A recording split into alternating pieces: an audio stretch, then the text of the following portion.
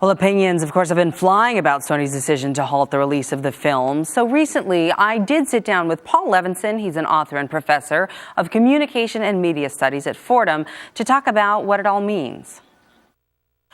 Let's start with my main question, which is, who thought that this was a good movie to be made in the first place? Well, it's an idiotic idea for a movie, isn't it? I mean, one of the things that's most odd and interesting about this whole issue is we're not talking about The Godfather or Gone with the Wind or Birth of a Nation or some kind of great path-breaking movie. We're talking about what looks, frankly, like a fairly moronic comedy, and yet it's led to all this aggravation. But the answer is, people like that. A lot of people go to those movies, and Sony is in it for the money. Well, we know Seth Rogen wrote a lot of it, and he's very funny, and he's very popular in the United States. And we know that satire is a real thing in this and other genres. Yet at the same time, they're depicting a real person here. This isn't some fictionalized character. Is there a precedent for that? Well, there is, actually, and there was a movie made about 10 years ago, a British film called Death of a President, and the president was George W. Bush, and they mixed in real footage. And I saw that movie, and I have to say, I'm no fan of Bush, but I wasn't all that comfortable watching the movie because he was then president, and I didn't want to see a movie in which the president of the United States was assassinated. So I can understand, even though it's a comedy, people getting upset about a movie like The Interview. A lot of folks, though, say that we are bowing down to terrorists or we are bowing down to North Korea in refusing to show this movie, although Sony seems to be kind of going back and forth about whether or not they might release it in some form, if not in theaters, perhaps online. And I know some Hollywood folks like George Clooney have said, we shouldn't bow down to them. What kind of money is at stake, and how do these decisions get made now?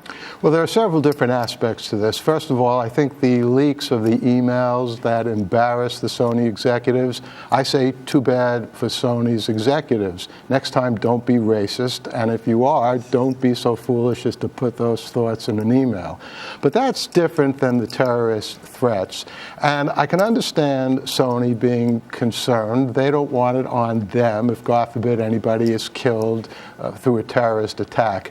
But nonetheless, I agree with Obama that it was really an overreaction on the part of Sony, because one of the things I realized from the beginning, it's one thing to be a cyber terrorist, computer hacking.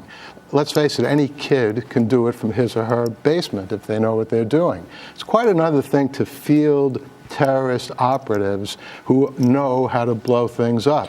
Right, because of course the threat was that if it is released, we could do a 9/11 kind of attack on the movie theaters. We also know that Sony is a Japanese company, and North Korea is near Japan, and North Korea has nuclear weapons, and Japan is an American ally.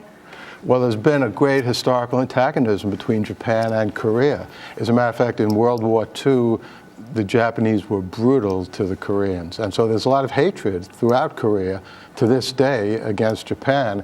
And I think one of the reasons Sony also is so quick to pull the movie from the theaters is, we think of it as an American company because there are executives here in California, but it's owned by a Japanese organization. And they were looking at their worldwide picture thinking, look, we don't want any problem any place in the world, so the easiest thing to do is to can the movie. However, if they're smart, they'll make sure the movie is released digitally. Somehow.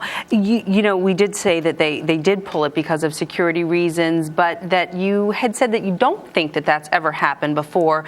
But there is a precedent going back to Shakespeare's time for sort of kowtowing to certain established powers that be. Explain what you mean by that. Well, I mean, it's not as if any popular culture is immune from political control. And it goes back further than Shakespeare. It goes back to the ancient Greeks. They had very provocative plays, and sometimes the people who put the plays on were pressured not to put them on.